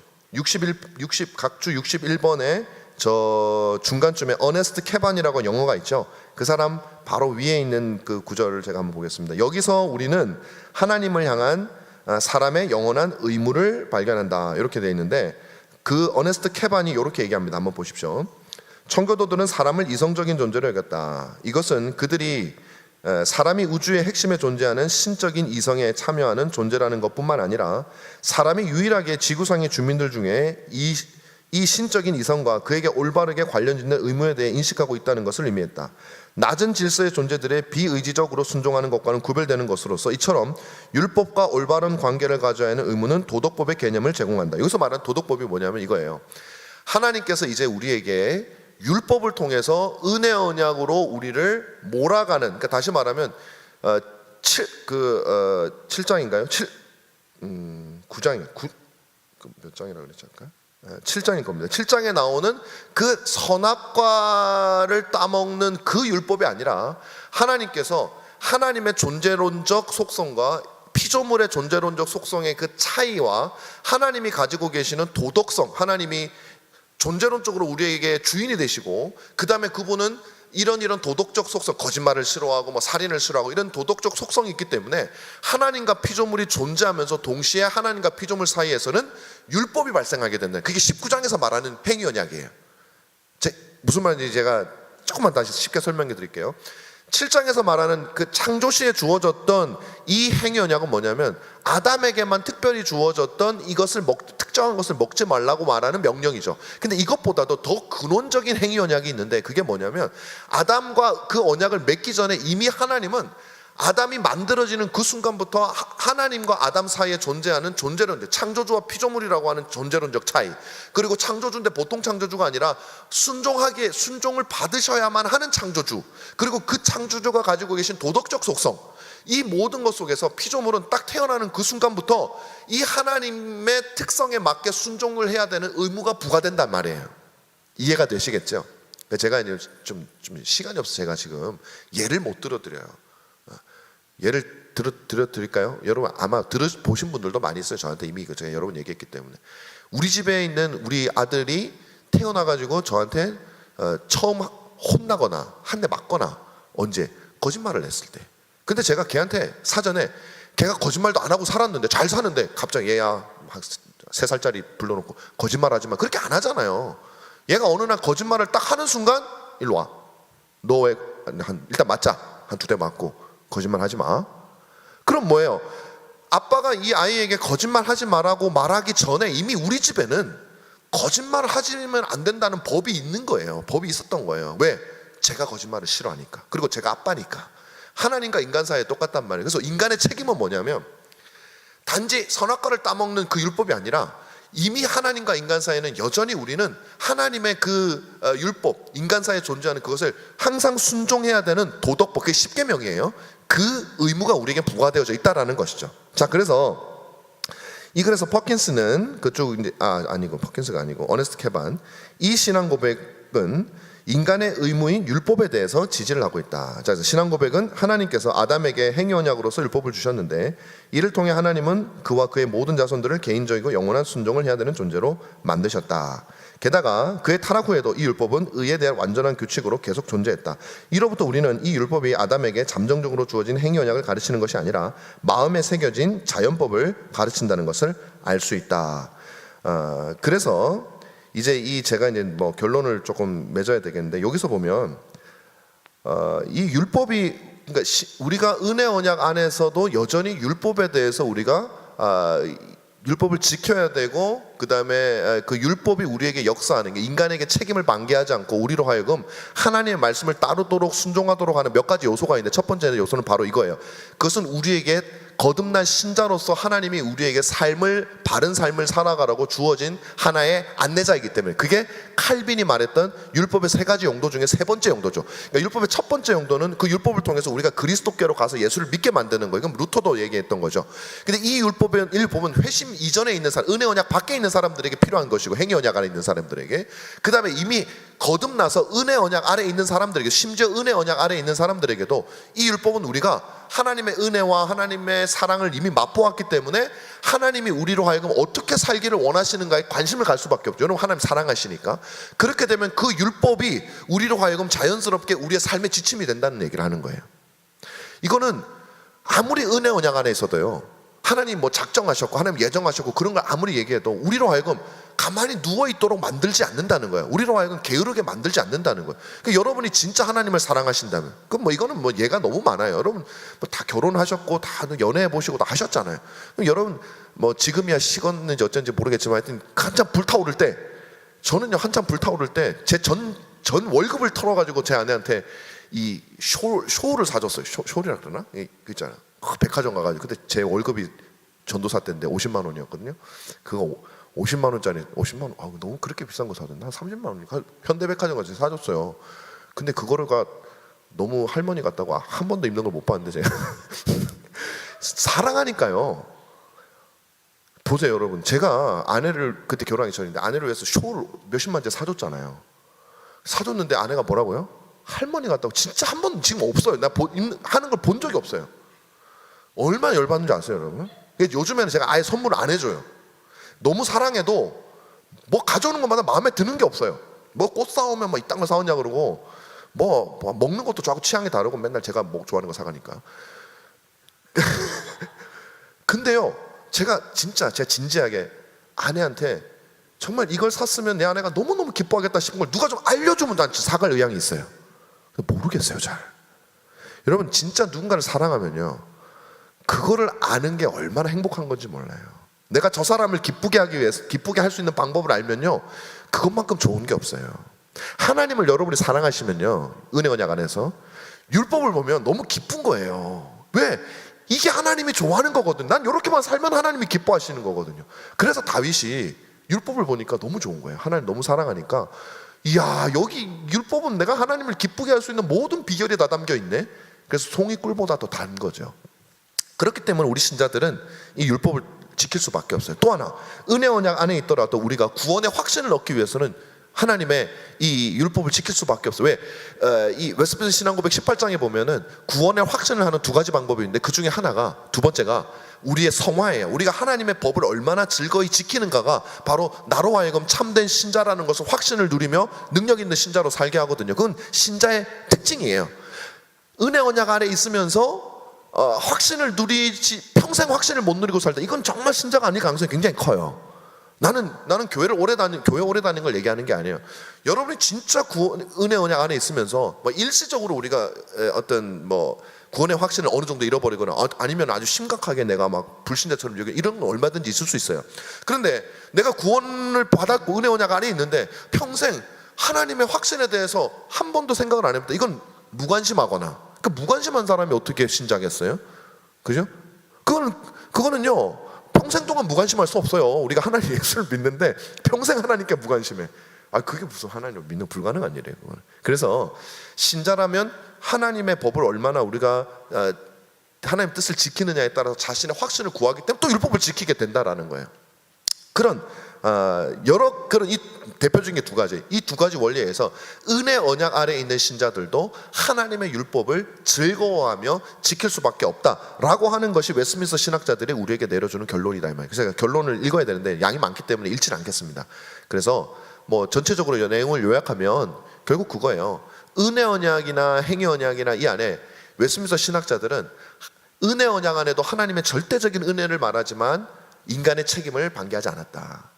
동시에 행위 언약 안에도 인간이 혼자서 나는 게 아니라 하나님의 굉장한 은혜가 그 속에 스며 있음을 알려주셨다. 그리고 은혜 언약 안에서 우리는 여전히 율법을 지키면서 하나님을 즐거워하려고 하는데, 그 이유는 아까 말씀드린 두 가지, 대표적인 두 가지. 하나는 우리가 하나님을 사랑하기 때문에, 둘째는 우리가 구원의 확신을 추구할 수밖에 없는 게 신자이기 때문에 우리는 율법에 있어서 게으르게 그냥 교회 나와서 목사님이 뭐 맨 뒷자리에 매번 앉아가지고 왔다가 갔다가 하는, 그렇게 일시적으로는 살 수 있어도 평생 그렇게 살 수는 없다. 뭐 꼭 자리가 중요한 건 아니지만 우리의 마음가짐이죠. 이게 제가 웨스트민스터 신앙고백서에서 발견하는 하나님의 주권과 인간의 책임의 조화를 언약신학으로 해결한 것을 여러분에게 소개를 드렸습니다. 자, 이상으로 저는 마치고요. 자, 이게 읽으려고 그랬는데 제 체질이 아닌가 봐요. 이게 이제 읽으려니까 그게 잘 안 되네. 그러다 보니까 좀 길어졌어요. 죄송합니다. 질문 있으신 분은 질문하십시오. 그 서창훈 교수님이 하셨던 질문도 해주셔도 좋고요. 그 다음에 뭐 제가 했던 강의에 대한 질문도 좋고, 없으면 더 좋고. 자, 자유롭게 여러분 질문 아무거나 괜찮습니다. 이렇게 했는데 한 개라도 좀 나와야지 좀 사람이 체면이 있지. 거기 좀 하나라도 해요. 뭐라도 우리 하기로 한 거 있잖아. 없어요? 질문 없어요? 그냥 다 이해가 되시고, 더 이상 안 받아도 되겠죠? 한 분 나오셨다. 조금 빨리 나갈 걸. 자, 질문하십시오. 자녀나 가족들의 이렇게 거듭남이 아직 이루어지지 않았을 때, 자녀들에게 어렸을 때부터 신앙 고백서, 아니 뭐 소유리 문답, 하이델베르크 이런 걸 이제 가르쳐 왔죠. 가르쳐 왔는데 이 아이들이 이거에 대해서 지식적으로 동의하는 데까지는 가고 또 어떤 부분에 대해서는 또 신앙을 가지고 있는 것 같긴 한데 그 삶의 모든 영역에서 그 말씀 앞에 굴복되어지지 않는 부분들이 있어요. 근데 이들이 예배의 형태라든지 뭐 여러 가지를 봤을 때 이들의 구원을 확신할 수 없는 상태가 있을 때 그러면은 그 인간의 책임 부분에 있어서 부모로서 뭘 더 해줄 수 있을까요? 때로는 뭐 청년부 사역자시면 청년부 사역자로서 그런 청년들을 바라볼 때 뭘 더 해줄 수 있을까요? 그러니까 부모가 해주는 것이 굉장히 중요하죠. 부모가 해주는 것이 굉장히 중요한데 다 해줄 수는 없는 거잖아요, 그죠? 그래서 저는 그렇게 생각. 저희 자녀도 뭐 비슷할 것 같아요. 저희도 자녀들한테 요리문다 가르치고 뭐 가정 예배하고 제가 최근에는 애들이 크니까 저녁마다 이제 아직은 그래도 우리가 미성년자이기 때문에 지금이 거의 마지막 기회가 아닐까 싶은 생각이 드는 거예요. 이 아이들이 한 2, 3년만 지나면 고등학생들이니까 2, 3년만 지나면 자칫 잘못하면 부모에게 영향을 받지 않을 수 있는 나이도 될 수 있기 때문에 그래서 제가 요즘에는 호소를 해요. 호소를 할 때마다 야 너희들 아빠가 나중에 너희들 천국에서 못 보면 아빠가 난 인생을 사는 아무 의미가 없다 뭐 이런 얘기하면서 막 호소를 해요. 그리고 이제 가르쳐 주죠. 소이름답을 가르쳐 주고 그리고 기도하고 그 이상 저는 없다고 생각해요. 그러니까 아이들이 회심을 했더라도 우리가 너무 이제 청교도를 좋아하는 분들은 이렇게 막 극적인 회심만 막 삶이 확 바뀌어버리고 근데 모태 신앙을 가진 아이들은 그런 경우가 사실 굉장히 적어요. 그러니까 서서히 일어나는 회심일 가능성이 크거든요. 그런데 아이들이 하나님에 대한 지식이 점점 늘어나면 늘어날수록 거기 이제 성령이 역사하셔야죠. 근데 성령의 역사는 그 성령이 역사하시는 거니까 우리가 어떻게 할 수 있는 게 없어요. 근데 하나님에 대한 지식이 늘어나면 늘어날수록 이 아이들이 성령이 불을 붙일 수 있는 화약이 이제 커지는 거니까 점점 더 신앙이 이제 그 성숙된 단계에 따라서 예를 들면 3살짜리가 무슨 세상의 죄악을 다한다고 회심했더라도 갑자기 막 엉엉 울고 그러진 않을 거 아니에요. 그거는 인생을 살아오고 하나님에 대한 지식이 증가됨에 따라서 나타나는 반응이라고 생각을 해요. 우리가 줄 수 있는 건 거기까지라고 생각을 해요. 그래서 열심히 가르치시고 여전히 그리고 제가 이제 그 믿음에 대해서 여러분들에게 뭐 여기 계신 분들 다 있었는지 모르겠지만 책을 제가 썼잖아요. 믿음 보면 특별 믿음이라고 해서 두 가지 일반 믿음과 특별 믿음을 구분을 하는데 특별 믿음은 그 믿음의 대상이 그 믿음의 내용이 굉장히 특별하죠. 그리스도와 하나님의 은혜와 자비라면 이건 칭이 우리를 의롭게 하는 믿음이라고 제가 말씀을 드렸어요. 근데 일반 믿음은 뭐냐면 그 플러스 성경 전체에 있는 하나님에 대한 속성과 모든 내용을 다 포함하는 거죠. 그러면 이 일반 믿음은 뭐에 주로 관련이 되냐면 이제 특별 믿음이 칭에 관련되면 일반 믿음은 성화와 견인 뭐 이후에 어떤 지속적인 삶의 영역에 관련이 되거든요. 그건 뭐냐면 하나님에 대한 지식이 커지면 커질수록 우리가 그분에 대한 의뢰가 커지는 거예요. 예를 들면 그저 예수님이 날 구원해 주셔서 나는 죄인이야 예수님 고마워 땡큐 이거로 어떻게 보면 칭의를 받을 수 있죠. 그런데 내가 하나님께 전적으로 의지하는 삶을 살기 위해서는 내가 나를 알아가는 만큼 의지할 대상이 필요하잖아요. 그러면 하나님이 전능하시고 하나님의 지혜의 무한하심과 하나님의 어떤 그 영원하심 이런 지식들이 우리에게 늘어나면 삶 속에서 세상에서 야 너 이렇게 살아 죄를 져 라고 하는 눈에 보이는 세상의 유혹의 길이 있잖아요. 그 길을 가려고 하다가도 하나님에 대한 하나님의 지혜, 하나님의 지식, 하나님의 공의 이게 늘어나니까 이 길을 가는 것보다 하나님의 말씀을 따르는 것이 더 안전하고 더 복된 길이구나라고 하는 판단이 서죠. 그러면 그만한 지식이 있어야 트는 거예요. 하나님의 다른 속성에 대해. 그래서 우리 부모가 아이들에게 회심을 위해서는 소위 말하면 아까 말했지만 그 칭에 관련된 그것만 필요하지만 그것이 믿음이 겉으로 드러나도록 하기 위해서는 그 이외에 하나님에 관련된 지식들을 우리가 줄 수 있는 만큼 계속 공급하는 거죠. 목사님을 통해서 듣게 하고 그냥 집에서 가르치고 이제 그 다음에 이제 기도로서 성령께서 불을 붙여 주실 수 있도록 우리는 이제 화약을 아이들에게 마련해 놓고 그게 제가 볼 때는 뭐 부모가 할 수 있는 최선이고 뭐 제일 좋은 거는 그걸 보여주는 거겠죠. 집에서 내가 가르치는 믿음을 보여주는 거. 그 이상은 뭐 뭘 할 수 있겠습니까? 네. 감사합니다. 네. 여기 제 조교 짜고 온 건 아닙니다. 이 질문은 사전에 그 합의된 거 아닙니다. 네. 제가 그냥 혼자 한 소리였어요. 네. 네. 그 율법의 측면에서 하나님 기쁘게 하는 용도로 율법을 사용할 수 있잖아요. 근데 구약 율법에서 제사법, 시민법, 도덕법으로 이렇게 구분을 하잖아요. 그래서 보통 도덕법에 대한 부분들은 지금 유효한데 제사, 시민법은 좀 그 당시에 국한되었고 지금은 좀 의미적인 측면으로 남아있다 이렇게 이해를 하는데, 이에 관해서 좀 청교도들 간의 어떤 논의가 있었는지, 아니면 또 어떤 근거를 좀 사용을 했고, 그렇다면 이 제사법, 시민법에 대한 이 적용 측면에서 좀 어떻게 좀 지금 실천적으로 이해할 수 있을지에 대해 좀 질문드리겠습니다. 청교도들뿐만 아니라 이거는 뭐 이미 정리가 다 된 거고요. 그 종교개혁 할 때 16세기에 그건 뭐 이런 거죠. 뭐 예를 들면 시민법이다, 아니 제사법, 의식법이다 했을 경우 제사 뭐 이런 건데, 이거는 뭐 당연히 그리스도를 가리키는 거니까 우리가 복음 속에서 우리가 그걸 할 필요가 없죠. 그러니까 뭐 주일날 예배 드리고 다 한 거니까 이미 이거는 초대교회부터 정리가 된 거예요. 그거는. 그다음에 이제 시민법도 마찬가지죠. 시민법은 사실은 도덕법의 반영이에요. 시민법이. 그러니까 도덕법이라고 하는 법이 있는데, 그게 이스라엘이라고 하는 민족 속에는 그 도덕법이 이런 구체적인 시민법의 형태로 나타난 거예요. 그러니까 그렇기 때문에 시민법과 도덕법이 관계 없다고 얘기할 수는 없어요. 그러나 그것은 이스라엘이라는 국가에 주어진 법이라고 이해를 이미 했어요. 그래서 여러분 뭐 로마 시대에 다 예수를 믿어도 이스라엘 법 안 가져왔잖아요. 이미 정리가 끝난 거는 아주 일찍부터.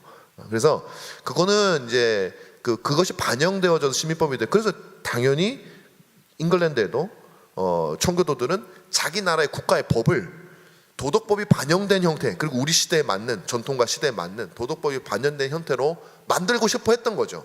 그래서 국회의원 되고 뭐 다 그 의회, 아까 청교도 봤지만 그 의회 하원 의원들이 대부분이 청교도들이었단 말이에요. 그렇게 할 수 있는 거죠. 그래서 도덕법, 시민법 이거는 이미 이제 훨씬 전에 이미 정리가 다 됐고, 그거는 어떻게 보면 개신교회의 시작과 더불어서 같이 일어나는 현상. 왜냐하면 그게 아니면 여전히 우리는 구약을 살아야 되거든. 그래서 신약 성경이라는 자체가 그걸 정리하는 개념이에요. 그렇게. 또 뭐였죠? 질문이? 좀 어떻게 지금 시대에 그건 중요하죠. 아까 제가 말씀드렸지만 도덕법이 그건 영원한 법이란 말이에요. 그건 하나님과 인간 사이에 그냥 있는 법이에요. 십계명은. 여러분들이 천국 가셔도 십계명 지켜야 됩니다. 물론 사계명은 애매해요. 사계명은 뭐냐면은, 사계명은 기념하는 것으로서 지킬 수 있지만 천국에서 뭐 따로 예배를 드리고 뭐 이러지는 않겠죠. 그러나 1, 2, 3, 5, 6, 7, 8, 9, 10은 천국 가도 지킵니다. 왜냐면 천국 가도 다른 우상 숭배 안 할 거고, 천국 가도 하나님 이름 망령되게 안 할 거고, 살인 안 할 거고, 거짓말 안 할 거고. 그건 하나님의 도덕적 속성에 따라서 나타나는 거예요. 그러면 우리가 오늘 어떻게 해야 되겠냐? 의식법은 우리가 신경 쓸 필요 없어요. 그러니까 의식법은 이렇게 보시면 돼요. 그리스도의 복음이, 그러니까 제사든지 뭐든지 예수 그리스도를 드러내게 하기 위해서 하나님 모든 법을 정하셨잖아요. 그거는 우리가 오늘 드리는 예배와도 연결돼. 예배가 뭐냐면 제사는 오실 그리스도를 미리 내다보는 거지만, 우리 예배는 이미 오신 복음인 그리스도를 추억하는 거거든요. 추억한다는 개념보다 이게 되돌아보는 개념이잖아요. 그럼 우리 이 예배도 그 하나님이 명하신 그 명령대로 그 복음에 포커스를 맞출 수 있는, 그리고 이제 우리 장로교회에서는 예배 규정의 원리대로 예배를 바꿔야지. 의식법을. 의식법을 활용한다면. 그래서 우리가 드리고 싶은 대로 막 예배를 드리는 것이 아니라 10계명 2계명에 나와 있는 것처럼 우상을 숭배하지 마라. 하나님께 예배할 때 네가 만들고 싶다고 우상 만들지 말고 우상을 안 만들어라. 내가 지시하는 대로 해라 라고 했던 것처럼, 성경에서 우리가 드려야 될 예배의 원리를 찾아서 정말 우리 어제도 제가 뭐 아까 얘기 들었는데 청교도들 예배를 재현을 했다 그랬는데, 궁금해요. 어떻게 했을지 궁금한데, 하여튼 그런 식의 예배 규정의 원리를 우리 안에 고민하면서 세워나가는 거, 그거 하나 해야 되고, 두 번째로는 시민법으로는 그리스도인들이 국가의 정치에 참여해야 되죠. 국가의 정치에 참여해서 우리 대한민국의 법이 도덕법을 반영할 수 있는 법이 되도록. 그래서 예를 들면 지금처럼 뭐 낙태법, 살인하지 말라를 정면으로 어기는 그런 낙태법 같은 것들은 제정되지 못하도록 만들고, 그 다음에 가족에 관련되어진 그런 그 확장하면은 그런 법들, 꼭 십계명에서 확장되어진 성경의 다른 명령들 있잖아요. 그런 것들이 법에 반영될 수, 동성애라든지 이런 것들을, 그런 것들이 반영될 수 있도록 우리가 해야죠. 모든 영역에서 거짓이 사라질 수 있도록도 해야 되고, 지금 온 나라에 거짓과 그냥 막 속임수가 막 사람들을 기만하고 속이고 선동하고 이런 게 너무 많잖아요. 그런 것들이 없어요. 진실을 추구한 그건 법으로 해야 되고, 그럼 사회운동을 그렇게 하면 돼요. 하여튼 그런 식으로 우리가 만들어 가야죠. 그럼 여전한 거죠, 우리 안에. 그렇게 생각합니다. 네. 갑자기들 해. 짠 거 같잖아. 네, 하세요. 근데 시간 괜찮습니까? 네. 배고프니까 이제 빨리 끝냅시다. 네. 아 근데 좀 너무 무거운 주제인데 네. 어제 주일 때 고등학생 친구가 그렇게 질문하는 거예요. 하나님께서는 모든 사람을 사랑하지 않냐? 근데 저는 그거에 대한 답을 이미 알고 있지만 그 친구는 믿음이 온전하지도 않고 거의 초신자 형태의 신앙을 가지고 있는데 그 이중예정 교리를 그대로 얘기하기가 어려운 거예요. 이거에 대해서 조심스럽게 얘기를 해야 된다는 사람들이 있고 아니면 그냥 얘기를 확 지르고 그 사람의 믿음을 어떻게든 뭐 이렇게 해라 이렇게 하는 사람도 많은데 그럴 때 어떻게 제가 얘기를 해줄 수 있을지 사역자 입장에서. 의견은 서로 다를 수 있겠죠, 사람들마다. 근데 저 생각에는 그대로 지르지 마세요. 그 막 하나님 모든 사람을 안 사랑하셔, 택한 사람이 그 유기자가 해서 너 유기일지도 몰라 막 이렇게 얘기하면은 그 누가 그 기분 나빠서 안 되잖아요. 그러니까 그렇게 하지 마시고, 하나님은 모든 사람을 사랑하시지 않냐 그러면은 모르겠어요. 저는 하나님이 모든 사람 사랑하시죠. 근데 여기서 애매한 게 있어요. 사랑한다는 게 뭐냐가 되게 중요해요. 그러니까 일반 은혜적 차원에서의 사랑이 될 수도, 그건 모든 사람을 사랑하죠. 하나님이 악인에게도 비를 주시잖아요. 그런 의미에서 사랑한다는. 근데 근본적으로 하나님이 악인을 사랑하지는 않아요. 그러니까 이 사랑의 의미를 우리가 좀 다르게 해석을 하는 거죠. 예를 들면 택하지 않은 사람을 사랑하셨다면 주님 왜 택하지 않으셨겠어? 택해야지, 그죠? 그러나 또 일반적인 의미에서 근데 그 택하지 않은 유기자라고 하더라도 하나님이 막 미워해가지고 그냥 막 당장 지옥을 주시고 그러지 않잖아요. 그런 의미에서 또 사랑하시는 거죠. 그러니까 우리가 이제 그렇게 설명할 필요도 없고, 처음에 뭐 잘 모르는 사람한테 어떻게 뭐 그런 것까지 설명하겠어. 그러나 하나님의 사랑에 대해서 한번 배워보자. 뭐 그렇게 하면서 이제 좀 이야기를 좀 다른 방향을 틀어야지, 그거에 대한 정답을 막 주기 위해서 막 들어가면 제 생각엔 서로 헷갈리고 상처받고 막 난리 날 것 같은데. 그래서 복음을 듣게, 하나님 사랑하신다, 그 사랑을 한번 들어보자, 뭐 그런 식으로 잘 하면 좋지 않을까 싶어요. 그리고 어느 정도 믿음의 수준이 되면 그때 가르쳐줘요. 아까 말했지만 수준이 안 되는 오래된 권사님이더라도 신학적인 수준이 안 되면요, 작전교리 알려주면 시험에 들어요. 물론 이제 그게 헤어나올 수 있겠죠, 잘 이제 다니셨다면. 그러나 그것은 조금 위험할 수 있어요. 그러니까 어느 정도 그 레벨에 맞춰서 좀 하는 것도 나는 필요하다고 봐요. 자, 이제 없으시죠? 다들 배도 고프실 테니까 이상으로 제 강의를 마치고요.